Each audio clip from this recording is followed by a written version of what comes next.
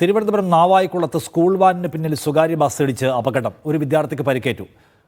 Rochdale സ്കൂളിലെ വിദ്യാർത്ഥികളുമായി പോയ പ്രൈവറ്റ് വാനാണ് അപകടത്തിൽപ്പെട്ടത്. സ്വാന്തന വിവരങ്ങളുമായി. സ്വാന്തന, എന്താണ് സംഭവിച്ചത്?